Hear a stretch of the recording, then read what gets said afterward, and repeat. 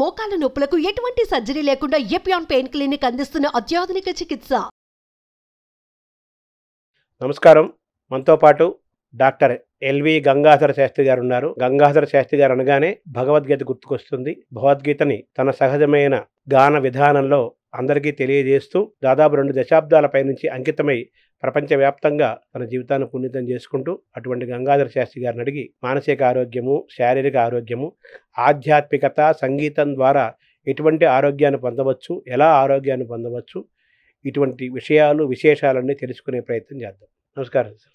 నమస్కారం. ఇప్పుడు ఈ కాలం మనుషులు అందరూ ఎన్ని రకాల వాళ్ళు బాగా విపరీతంగా చదువుకుంటున్నారు, సర్టిఫికెట్లు వస్తున్నాయి, పైగా తిరుగుతున్నారు, సుఖాలు అనుభవిస్తున్నారు, కాలాల్లో తిరుగుతున్నారు, లక్షలాది రూపాయల ప్యాకేజీలు వస్తున్నాయి, అన్నీ బాగున్నాయి, ఆరోగ్యంగా లేరు, వెరీ వీక్. ఆ ఫోన్లో మెసేజ్ వస్తుంటే వాళ్ళు ఆత్మహత్య చాలా తప్పది. ఆత్మహత్య అన్నది ఒక తాత్కాలికమైన సమస్యకి నీకు నువ్వు విధించుకుంటున్న శాశ్వతమైన పరిష్కారం అని అనుకుంటున్నావు. శిక్షది.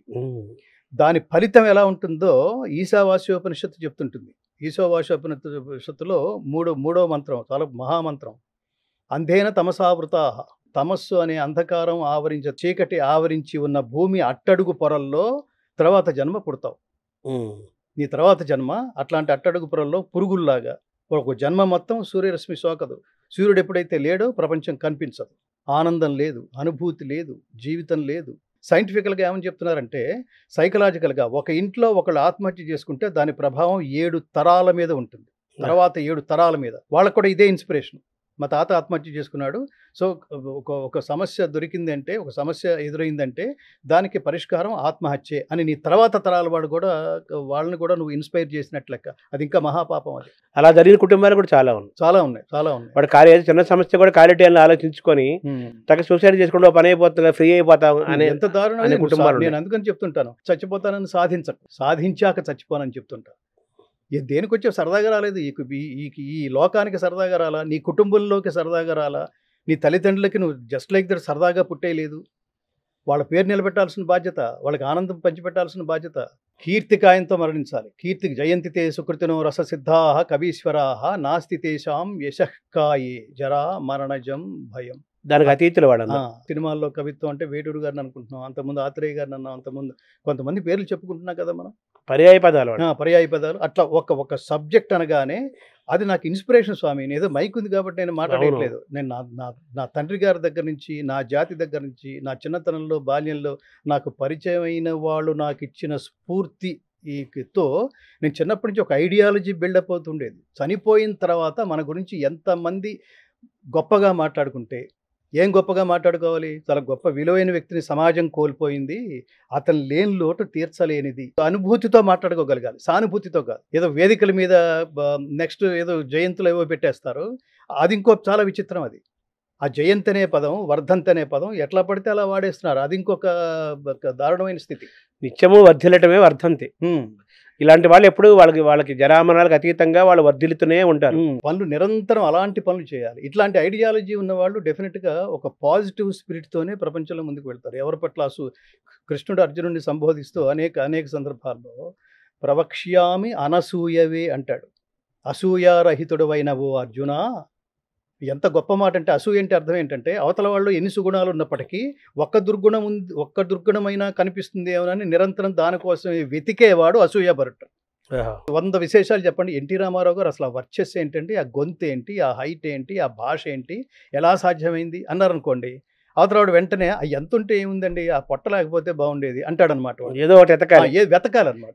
అందులో ఆనందం, అందులో ఆనందం, అదే అసూయ. కొంచెం పాజిటివ్ ఇస్తే దానికి పరవశించి మనం కూడా ఇంతకంటే ఏమైనా చేయగలమా, వెంటనే వాళ్ళు వెళ్ళి అప్రిషియేట్ చేయటం చాలా తక్కువ మంది ఉంటారు. భగవద్గీతలో నుంచి కానీ, మీరు చదివిన కావ్యాల నుంచి కానీ, జీవితంలో నుంచి కానీ ఆనందమయం ఎలా చేసుకోవాలి జీవితాన్ని? జీవితం ఆనందమయం కావాలంటే ప్రధానంగా ముఖ్యంగా భగవద్గీతలో 2వ అధ్యాయంలో సాంఖ్యం అంటేనే జ్ఞానం. ఆ జ్ఞానమే ఆనందం. అంటే ఏది తెలుసుకున్న తర్వాత అన్నీ తెలుసుకున్నట్టు అవుతుందో అది తెలుసుకుంటే ఆనందం ఆటోమేటిక్గా వస్తుంది. చాలా ఒక గొప్ప ఉదాహరణ చెప్పాలంటే, రమణ మహర్షి గారిని ఆనందం కావాలంటే ఏం చేయాలి, మనశ్శాంతి కావాలంటే ఏం చేయాలి అని ఆయన చాలా గొప్ప మాట అన్నారు. ఈ లోపల ఉండే బిన్ ఉందే, దీన్ని డస్ట్ బిన్ లాగా వాడుతున్నాను నాన్న. బుర్ర అనేది ఒక పెద్ద బిన్. దాంట్లో ఏదైతే నీ ఆరోగ్యాన్ని శారీరకంగా, మానసికంగా డిస్టర్బ్ చేస్తాయో ఆ చెత్తంతా నింపేశావు. కామ క్రోధ లోభ మోహ మదమాత్సర్యాలతో నింపేశావు. అరిషడ్ వర్గం. అరిషడ్ వర్గాలతో నింపేశావు. ఇప్పుడు ఆ లోపల ఎక్కడో ఒక చోట ఎక్కడో ఆనందం ఉంది.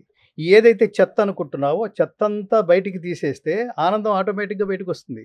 అది అక్కడ ఉంది, వెయిట్ చేస్తుంది నీ వంక చూడడం కోసం. దాన్ని కప్పేస్తున్నావు నువ్వు అన్నాడు. అసలు అది నా జీవితంలో మోస్ట్ ఇన్స్పైరింగ్ సమాధానం. ఆనందం ఎక్కువ. అంటే దాన్ని ఎలా తీయాలో తెలియాలి కదా. మనిషే ఆనందమయుడు. పరమాత్మను చేరుకోవడం అన్నది మనిషి ఆనందమయుడు. మనిషి జీవితం 60 ఏళ్ళు 70 ఏళ్ళు 80 ఏళ్ళే ఉంటాయి. కాబట్టి నీ ఆనందం 60 ఏళ్ళు 70 ఏళ్ళకే పరిమితం అయిపోయింది. కానీ శాశ్వతానందమయ స్థితిని చేరుకోవాలంటే దాని పేరు మోక్షం. అందులోకి చేరుకోవాలంటే నీకు ఒక వెబ్ లాగా క్రియేట్ చేశాడు పరమాత్మ. వీటన్నిటినీ దాటుకుంటూ వెళితే, అంటే ఈ చెత్తా చెదారం అంతా తీసుకుంటూ వెళితే ఇంకా కనిపించేది వాడే. అదే మోక్షం, అదే ఆనందం, అదే జ్ఞానం. అంటే హైయెస్ట్ లెవెల్ ఆఫ్ ఆనందమే మోక్షం. అంతే అంతే. ఇప్పుడు భౌతికత ఏం చెబుతుంది? ఆనందమయం కావాలి. ఆనందమయం కావాలనుకుంటే ఏమని చెప్తుందంటే, కర్మణ్యేవాధికారస్తే మా ఫలేషు కదాచన మా కర్మ ఫలహేతుర్భూ మా తే సంగోస్త్వకర్మణి. దీన్ని విశ్లేషిస్తే మీరు భగవద్గీత గొప్పతనం ఏమిటంటే, ఆనందం అని అడిగారు కదా, శ్రీకృష్ణ పరమాత్మ అర్జునుడికి బోధించిన 574 శ్లోకాలు, అన్ని శ్లోకాలు ఆనందాన్ని ఉపదేశించే శ్లోకాలు. తన జీవితం అంతా తనకి సంబంధం లేని శ్రీరాముడికి, ఆయనకి సేవ చేయటంలో పొందే ఆనందం ఉందే, అది హనుమ. మీరు మీరు సాక్షాత్ హనుమ స్వరూపులుగా భావిస్తాను నేను.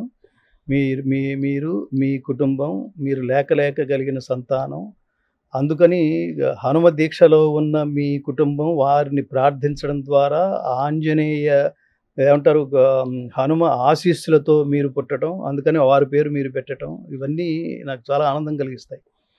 ఇక్కడ హనుమ గొప్పతనం ఏమిటంటే, రామాయణ భారతాలు ఎందుకనే చదవమనేది, హనుమ గొప్పతనం ఏమిటంటే, తను ఎంత శక్తి ఉందో అంత శక్తి పరమాత్ముడికి ఆనందం కలిగించటంలో ఒక జీవితం కేటాయించడం అనేది చిన్న విషయం కాదు స్వామి. నువ్వు ఆనందం కలిగిస్తుంది సాధారణమైన మనిషి కాదు, దేవుడికి ఆనందం ఇచ్చినవాడా. అంత ఆనందం ఇచ్చినప్పుడు రామాయణంలో చివరి ఘట్టంలో హనుమ నీకేం కావాలో కోరుకో అని అడిగాడు. మహాత్ములు కోరుకోమంటే అలా ఉంటుంది. అలాగే నీకేం కావాలి విభీషణ అని అడిగాడు. విభీషణుడు ఏమన్నాడంటే, ముందు ఎంతటి దారుణమైన స్థితి ఉన్నా, ఎంతటి విపత్కరమైన స్థితి కలిగినప్పటికీ నా మనస్సు నా మార్గం ధర్మాన్ని అతిచరించని మానసిక స్థితిని నాకు ప్రసాదించు పరమాత్మ అని అడిగాడు అతను. ధర్మం తప్పకుండా నన్ను బతకనివ్వమని. ఎంత గొప్ప మాట అది. నీకేం కావాలని అడిగాడు. నాకు ఇది కావాలని ఏం లేదు నాకు పరమాత్మ, నాకు నీ పాద కమల సేవయు నీ పాదార్చకులతోటి నెయ్యము అంటే, అప్పుడు ఆయన అన్నాడు, నా చరిత్ర భూమి మీద ఉన్నంత వరకు నువ్వు చిరంజీవిగా వర్ధిల్లుదువుగాక. నా నామము, నా స్మరణ, నా చరితము ఈ భూలోకంలో ప్రసారం అవుతున్నంత కాలం నువ్వు చిరంజీవిగా వర్ధిల్లుగాక. అదే ఎత్ర ఎత్ర రఘునాథ కీర్తనం ఖచ్చితంగా ఈ కూర్చున్నప్పుడు విశేషంగా హనుమ ఇక్కడే ఉంటాడని నాకు అది ఏమంటాడంటే, మొత్తం భగవద్గీత సారాంశం అంతా ఈ ఒక్క శ్లోకంలో ఉంటుంది అని అనిపిస్తుంది. ఏది ముట్టుకున్నా అలాగే అనిపిస్తుంది. ఒక పని చెయ్యి, ఆ పని ఎలా చేయాలి? త్రికరణ శుద్ధిగా చెయ్యి. త్రికరణ శుద్ధిగా పని చేసే పని ఎలా చేయాలి? స్వార్థరహితంగా చెయ్యి, నిష్కామంగా చెయ్యి, దాని ఫలితాన్ని పరమాత్మకు అర్పించే విధంగా చెయ్యి. ఈ స్వార్థం అసలు ఇంతకంటే గొప్ప డిస్క్రిప్షన్ ఉందా? ఎవరైతే నీకు ఈ శక్తిని పని కర్మను ఆచరించే శక్తిని ఇచ్చాడో దీని ఫలితం కూడా ఆ పరమాత్మకే వదిలిపెట్టు. అటాచ్మెంట్, నేను నాది అనే అటాచ్మెంట్ వదిలిపెట్టు, నేను అనే అహంకారం వదిలిపెట్టు, నాది అనే అటాచ్మెంట్ వదిలిపెట్టు. అలా జీవించిన వాడు ఆంజనేయ స్వామి కదా. ఖచ్చితంగా వీళ్ళే మనకి అలా చేసిన వాళ్ళు చాలా మంది ఉన్నారు. వాళ్ళల్లో హనుమ కూడా ప్రధానమైన వాడు. కొంతమంది చెప్తారు చూడండి, ఎంత బాగా పాడారండి, ఎంత బాగా పనిచేశారండి, ఎంత బాగా ఈ ప్రాజెక్ట్ చేశారండి అని చెప్తుంటే, all this credit goes to god only. నాదేం లేదు నాయన, అంతా నాదే అనుకుంటే నిన్న అద్భుతంగా ఆలోచించావు, ఇవాళ ఆలోచించలేకపోయావేమిటి? నిన్న నువ్వు చేసిన పనికే సక్సెస్ వచ్చింది, ఇవాళ నువ్వు చేసిన పనికి సక్సెస్ రాలేదేంటి? నిన్న గొప్ప సినిమా తీసావు, అది హిట్, ఇవాళ అదే వ్యక్తి తీసిన సినిమా ఫ్లాప్ ఏంటి? అంతా నువ్వే అయితే ఎప్పుడు హిట్ ఇవ్వాలి కదా. అంటే నీ చేతిలో ఏం లేదని అర్థం. అందుకనే ఈ వేద మంత్రాలన్నీ, ముఖ్యంగా ఉపనిషత్తులన్నీ చివరన శాంతి మంత్రాలతో ముగుస్తాయి. ఓం శాంతి శాంతి శాంతి. ఎందుకు ఒకసారి శాంతి చాలు కదా, 3 సార్లు ఎందుకు అన్నాడు? అంటే అది ఆధ్యాత్మికము, ఆది దైవికము, ఆది భౌతికము. శాంతి ఆరోగ్య కారకం కదా సమాజానికి, మనిషికి, విశ్వం మొత్తానికి. అంతే అంతే అందుకనే కదా పృథ్వీ శాంతి, ఆపశాంతి, తేజో శాంతి, వాయు ఆకాశ శాంతి. అంటే నువ్వు ఒక్కడవే కాదు, నువ్వు ప్రకృతిలో you are one of the creatures అంతే. అందుకనే సకల చరాచర ప్రాణికోటి అని మాట్లాడతాడు పరమాత్మ. కోట్లాది జీవరాశుల్లో నువ్వు ఒక్కడివి. అయితే ఏంటంటే పరమాత్మను గుర్తించి గ్రహించి చేరుకోగలిగే జ్ఞానం మనిషి ఒక్కడికే ఇవ్వటం వల్ల మహాత్ములందరూ చెప్తున్నారు కదా, నువ్వు మళ్ళీ కొత్తగా ఏం రీసెర్చ్ చేయక్కలేదు. జంతువునాం నరజన్మ దుర్లభం. కాబట్టి నువ్వు జంతువువే. అలాంటి జంతువుల్లో నరజన్మ అత్యంత దుర్లభం. ఎంతో తపస్సు చేసి ఎంతో సుకృతం ఉంది. కాబట్టి knowing your self is a greatest education. నీ గొప్పతనం ఏమిటో నువ్వు తెలుసుకో. కానీ ఆ మనిషి ఎక్కువ తప్పులు చేస్తున్నాడు కదా. అదే తెలియక మనిషి ఎందుకు తప్పు చేస్తున్నాడంటే, ఇది ఎవడు చూశాడులే, ఇది ఎవడు అడిగాడులే, అడిగినప్పుడు చూసుకుందాంలే, అడిగినప్పుడు చూసుకోవడానికి అసలు ఏమీ ఉండవు, అప్పటికి అకౌంట్ అయిపోయింది. తల్లిదండ్రులారా, మీకు నమస్కారం చేస్తూ రోజుకొక శ్లోకం మీ పిల్లలకి తాత్పర్యంతో సహా నేర్పించండి.